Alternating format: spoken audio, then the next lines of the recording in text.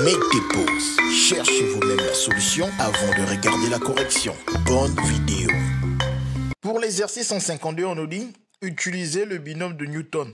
Petit 1, en utilisant la formule du binôme de Newton, développer 2 plus 3i puissance 4. Donc on commence ici par nous rappeler la formule du binôme de Newton, qu'il faut bien connaître. Et on rappelle aussi au passage le triangle de Pascal qui nous permettra de trouver les coefficients binomiaux. Donc pour calculer cette expression, il va falloir choisir les bonnes valeurs pour a, b et n. Alors le a, on comprend facilement que c'est le 2. Donc si on réécrit la formule, les a doivent être tous remplacés par 2. Et ensuite le b, on comprend que c'est le 3i. Donc tous les b doivent être remplacés par 3i. Et on fait attention à ne surtout pas oublier les parenthèses. Et ensuite le n ici, c'est la puissance. On comprend que tous les n doivent être remplacés par 4. Une fois qu'on a bien appliqué la formule, il faut maintenant comprendre ce symbole. Ce symbole sigma nous permet de dire que nous allons faire la somme de termes sous cette forme, mais pour différentes valeurs de k. On devra faire la somme pour k qui vaut 0. On aura un terme pour la somme pour k qui vaut 1. Et ainsi de suite, jusqu'à ce que k prenne la valeur 4. Donc, on va tour à tour remplacer k par les valeurs qu'il doit avoir. Donc, pour le premier terme, tous les k doivent être remplacés par 0. Et on refait la même chose pour le deuxième terme. Tous les k doivent être remplacés par 1. Et pour le troisième terme, tous les k doivent être remplacés par 2. Et ensuite, tous les k ici doivent être remplacés par 3. Et enfin, tous les k doivent être remplacés par 4. Puis on reprend cette somme dans laquelle on va commencer à faire les premiers calculs évidents. 4 moins 0, on écrit simplement 4. Et 3 et 4 moins 1, on écrit directement 3. 4 moins 2, on écrit directement 2. 4 moins 3, on écrit directement 1.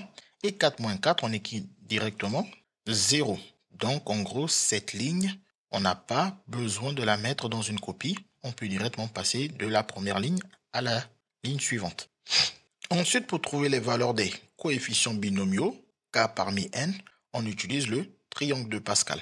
On voit dans ce tableau que le 0 parmi 4, c'est 1, que le 1 parmi 4, c'est 4, que le 2 parmi 4, c'est 6, et que le 3 parmi 4, c'est 4, et que le 4 parmi 4, c'est 1. On a donc ces valeurs ici. On vient ensuite remplacer dans cette formule. Le 0 parmi 4 est remplacé par 1 sans oublier le symbole de multiplication. Le 1 parmi 4 est remplacé par 4 sans oublier le symbole de multiplication. Et le 2 parmi 4 est remplacé par 6 sans oublier le symbole de multiplication. Et le 3 parmi 4 est remplacé par 4 sans oublier le symbole de multiplication. Et le 4 parmi 4 est remplacé par 1 sans oublier le symbole de multiplication. Ensuite, concernant les puissances de 2, ça c'est assez bien connu. On sait que 2 puissance 0, ça donne 1. Et que 2 puissance 1, ça donne 2. Et que 2 puissance 2, c'est 2 fois 2 qui donne 4. Et 2 puissance 3, c'est 2 fois 2 fois 2 qui donne 8. Et que 2 puissance 4, c'est 2 fois 2 fois 2 fois 2 qui donne 16. Ensuite, maintenant, les puissances de 3i. Alors, quand on a un produit avec une puissance, on sait que la puissance se distribue à chacun des facteurs du produit. Le 3 récupère la puissance ainsi que le i récupère la puissance. Ce qui nous fait ici 3 puissance 4 fois i puissance 4. De même, ici 3 et i récupèrent la puissance 3, ce qui fait 3 puissance 3 fois i puissance 3. De même ici, 3 et i récupèrent la puissance 2, ce qui fait 3 puissance 2 fois i puissance 2. Pour la puissance 1, on n'a pas besoin de la distribuer, on peut juste l'enlever car un nombre à la puissance 1, c'est juste ce nombre. Donc 3 puissance i, c'est juste 3 puissance i. Et n'importe quoi de non nul à la puissance 0 tant que c'est un nombre, cela donne 1. Maintenant, une fois qu'on reprend cette expression, il faut calculer ici les puissances de 3. Donc 3 puissance 4, c'est 3 fois 3 qui donne 9. 3 fois 3 redonne 9. Et donc ça fait du 9 fois 9 qui donne 81. Et i puissance 4, c'est i carré fois i carré. Et i carré, c'est moins 1. Ça fait moins 1 fois moins 1 qui donne 1. Et 3 fois 3, 9. Fois le troisième 3, ça fait 27. Et ici, le i puissance 3, c'est i puissance 2 fois i puissance 1. I puissance 2, c'est moins 1. Le fois le i puissance 1, ça fait moins i.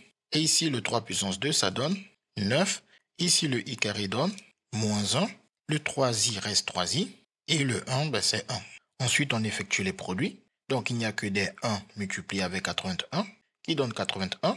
27 fois 2, 54. Fois 2, 108. Et fois 2, 216 fois moins i. Moins 216i. 6 fois 9, 54 fois 2, 108 fois 2, 216 fois moins 1, moins 216, 8 fois 3, 24, fois 2, 48, fois 2, 96 fois i, 96i, et des produits avec 1 et 16 donnent 16. Puis on calcule ensemble les termes qui n'ont pas de i, à savoir 81, moins 216 et plus 16. Déjà on a plus 16 et moins 216, donc on voit que ça nous fait moins 200. Et avec le 81, ça donne moins 119. Ensuite on calcule les termes en i, moins 216 plus 96, ce qui nous donne moins 120i. On a ainsi développé 2 plus 3i puissance 4. Pour la question 2, on nous dit calculer la somme suivante. Donc elle fait clairement penser à la somme dans le binôme de Newton. Ici, il faut juste repérer quelle lettre correspond à quelle valeur. Le n est resté le n, le k c'est le k. Ici, on a 2 puissance k, a puissance k. On comprend que le a c'est le 2. Ici, on a bien le coefficient binomial k parmi n, k parmi n. Il nous manque uniquement que le b puissance n moins k. S'il n'est pas écrit, il s'agit d'un nombre qui a disparu parce qu'on ne l'écrit pas dans le produit. Le seul nombre ne pas être écrit dans le produit, c'est 1. Et on sait très bien que si on met n'importe quelle puissance à 1, par exemple la puissance n-k, ça nous donnera 1 qui n'est pas écrit. Et là, en écrivant ça sous cette forme, on voit bien que ça correspond bien à la formule du binôme de Newton pour b qui vaut 1. On n'a plus qu'à l'appliquer. On sait qu'elle donne a plus b puissance n. Et comme a c'est 2, b c'est 1, ça nous fait donc 2 plus 1 puissance n. Et 2 plus 1 nous donne 3. Avec le n, ça fait 3 puissance n. Pour la question 3, on nous dit quel est le coefficient de x puissance 7 dans le développement de x plus 2 puissance 10. On va donc appliquer le binôme de Newton ici pour a qui vaut x et b qui vaut 2. On sait que la formule est la suivante, on la rappelle ici. Et donc, on n'a plus qu'à remplacer dans cette formule a par x et b par 2. Et bien évidemment aussi le n par 10.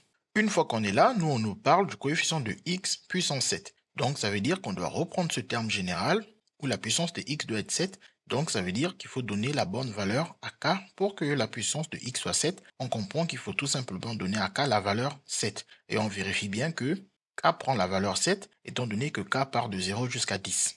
Donc on reprend ici ce terme général et on a dit tous les k, nous allons les remplacer par 7. Donc partout où on voit k, on met des 7 à la place. Et ensuite, pour trouver le coefficient de x puissance 7, on n'a qu'à tout simplement retirer x puissance 7. Tout ce qui reste à part x puissance 7 est le coefficient de x puissance 7.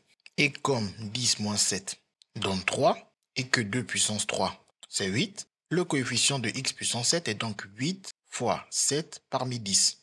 Et on n'a plus qu'à se motiver à écrire le triangle de Pascal jusqu'à n égale à 10 et k égale au moins 7. Ou bien on sait aussi qu'on peut utiliser la calculatrice qui donne les coefficients binomiaux pour voir que 7 parmi 10, c'est 120. Et 8 fois 12, c'est 60. Je voulais dire 96. Et avec le 0, on a que 8 fois 120, c'est 960. Donc le coefficient de x puissance 7 n'est rien d'autre que 960. On a ainsi trouvé toutes les réponses à cet exercice. CQFD, ce qu'il fallait découvrir. Les mathématiques, ce n'est pas juste de la mémorisation de l'application de cours. Ça nous aide à comprendre le monde qui nous entoure et à prendre des décisions.